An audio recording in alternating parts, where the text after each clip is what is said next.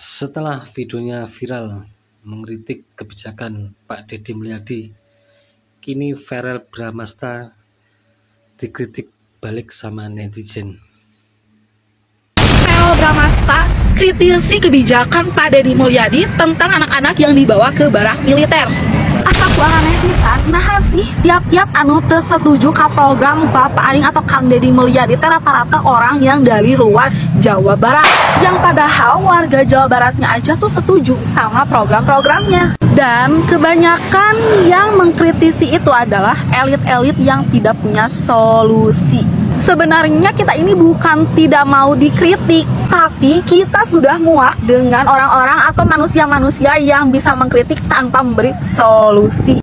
Kalau mereka ini tidak setuju, harusnya mereka ini mengkritik dan memberi juga solusi kerja nyata. Bukan cuman kritisi dan omong-omong saja. Tapi kalau kata saya Maya, buat para elit-elit dan penentang kebijakan Bapak Aing atau Kang Deddy Mulyadi, mending kalian ngobrol deh, ngopi-ngopi sama Pak Deddy ya, nongkrong sama Bapak Aing, nongkrongnya sambil bahas solusi, biar warga itu bisa melihat kepintaran bapak-bapak elit ini dengan nyata.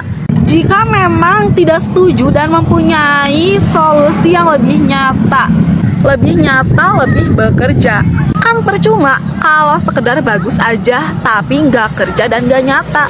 Tos sakit tua hela di pusat mah. Nah, sekarang giliran saya mengomentari anggota dewan yang ganteng itu. Siapa coba? Nah, gini ya, Verrel Bramasta, kamu tuh pinter, bener pinter, dan luar biasa kamu sudah masuk ke DPR, oke, menjadi anggota dewan, keren. Namun, gini loh, kalau kamu mau menanggapi segala sesuatu, jangan hanya bermodalkan teori, ya. Kalau teori udah pasti kamu jagonya, karena kamu punya pendidikan tinggi, oke? Semua orang juga kalau teori bisa lihat di Google, bisa lihat di literasi, buku-buku yang memang direkomendasikan. Tapi yang harus Anda komentari itu harus sesuai dengan bukti dan kenyataan. Sebelum kamu berbicara di media, harus lihat dulu ke sana, dilihat dulu, dipantau dulu, diinvestigasi dulu, dan segala macam kamu lihat secara langsung, baru hasil dari investigasi kamu komentar. Seperti itu. Seperti saya, kalau saya tidak tahu dan tidak terjun dan tidak mengirimkan tim saya ke sana, saya nggak akan tahu juga seperti apa barak militer, ya kan? Namun secara psikologis, kalau orang melihat dari barak militer tersebut yang ada perpeloncoan, itu benar menurut orang awam yang tidak paham, ya. Namun kita harus melihat dari sisi positifnya. Militer adalah sesosok atau suatu institusi yang membawa keberhasilan manusia menjadi seorang yang punya disiplin yang baik. Itu yang harus ditingkatkan, itu yang harus kita konsentrasikan. Tidak ada perpeloncoan, tidak ada kekerasan di sana, tidak ada. Oke, yang ada itu memberikan satu edukasi, memberikan satu keterampilan, memberikan satu mental yang kuat untuk menjadi seorang manusia yang jauh lebih baik dari sebelumnya. Itu yang harusnya kamu pegang. Jangan cuma teori itu gampang, bisa dipelajari dan bisa lihat di semua buku-buku. Oke? Makanya saya kalau bicara di publik, bicara di media sosial, saya jarang menggunakan teori, tapi menggunakan sebuah logika dan kenyataan. Berbicara secara datar, berbicara secara lugas, tegas, namun mudah dicerna oleh orang-orang jauh di bawah pendidikan kita. Jangan pintar, hanya pintar membaca, tapi berpintarlah menganalisa masyarakat, karena semua masyarakat tidak semuanya pintar seperti kamu. Oke? Yuk, kita melihat, karena kamu adalah seorang yang masih muda, masih jauh sekali karir kamu, ya. Oleh karena itu, untuk kematangan diri dan kedewasaan diri, kamu harus banyak belajar dari kesalahan. Kamu harus banyak belajar melihat dan menerjuni sebuah kasus. Jangan cuma berkomentar hanya gara-gara literasi. Semua teori dalam kehidupan ini memang gampang sekali, ya. Namun prakteknya yang susah. Maka dari itu ada intelektual seperti saya untuk bisa menerjuni bagaimana hasil dari teori itu masuk ke dalam praktek. Ingat, jangan terbalik. Teori dulu baru praktek, tidak. Ada praktek dulu, barulah muncul teori. Oleh karena itu, kamu terjun langsung, baru kamu simpulkan. apa itu teorimu. Oke? Salam, Lita Gading. Kalau tidak mau dikritik, merasa selalu paling benar, tidak usah jadi pejabat. Assalamualaikum warahmatullahi wabarakatuh. Halo teman-teman semua, semoga kalian berada dalam keadaan yang sehat dan juga bahagia. Perihal isu yang sedang ramai digoreng saat ini, saya hanya ingin meluruskan bahwa tidak ada sedikit pun di dalam video saya bahwa saya kontra terhadap sebuah kebijakan yang ada di dapil saya. Jadi saya anjurkan teman-teman semua kalau melihat video atau menerima pesan dibaca secara keseluruhan.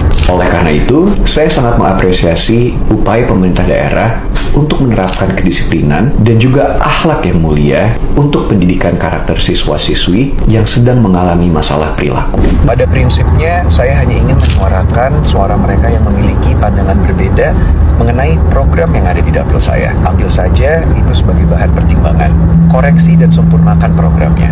Saya kira saat ini kita tidak perlu berkompetisi di sini untuk menunjukkan siapa yang paling kerja, karena semua sudah ada porsinya masing-masing. Jadi kalau ada satu atau dua pihak yang merasa tersinggung, saya anggap mungkin mereka lagi banyak pikiran. Tapi jika saya rasa itu semua sudah dilengkapi oleh kepala-kepala daerah yang merasa tersinggung, good job, best of luck. Dan jika saya diundang, terutama yang ada di dapil saya, dengan senang hati saya akan hadir untuk melihat secara langsung seperti apa program itu. Jadi ditunggu undangannya ya. Satu hal lagi teman-teman, saya hanya ingin mengingatkan kita semua di sini sudah menjadi pelayan masyarakat.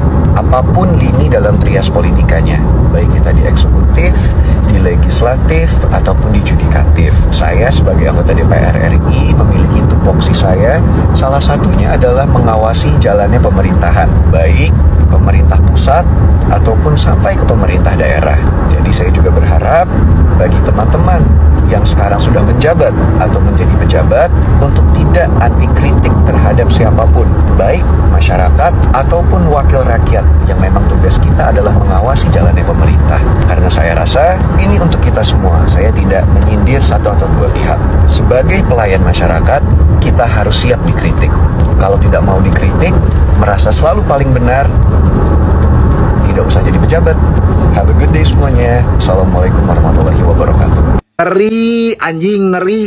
Farel Bramasta, anggota DPR RI, Komisi 10, menyoroti program pendidikan karakterna Kang Deddy Mulyadi. Nu jadi pertanyaan aing mah sederhana. Manehna yeuna nya Kang Farel sebagai anggota dewannya teu anu terjadi di grassroots seperti apa? Terus manehna apal teu bahwa hari ini banyak siswa atau siswi anu tidak segan-segan melakukan tindakan-tindakan kriminal. Maneh apal teu loba ayeuna siswa atau siswi anu gayana elit tapi ekonomina sulit, sehingga hal eta membebani nyekek anu jadi kolotna. Kayang aing memaneh sebagai anggota DPR kuduna teh ulah loba berkomentar anjing, ngomongkeun hal-hal anu teoritis barijeng henteu relevan dengan kondisi dan situasi nu terjadi. Anggur mah sok support kolaborasi anjing, lain malah kitu patutan sia teh. Geuleuh aing mah geriran aya program anu berpihak pada rakyat, berpihak pada orang tua, sia mah kalah siga kitu patut anjing.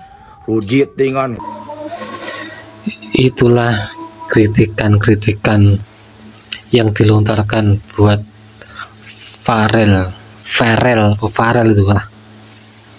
Setelah mengkritik kebijakan Bapak Deddy Mulyadi, jangan ngomong-ngomong doang, jangan teori, terjun langsung lah biar tahu gimana situ. Toh selama ini apa ya, orang tua siswa juga bahagia, setuju, anak-anak pun juga betah tinggal di situ, nyaman. Kok orang-orang kritiknya gini-gini? Sehat terus untuk Bapak Deddy Mulyadi. Terima kasih, jangan lupa like, subscribe, share, dan komen. Sampai jumpa.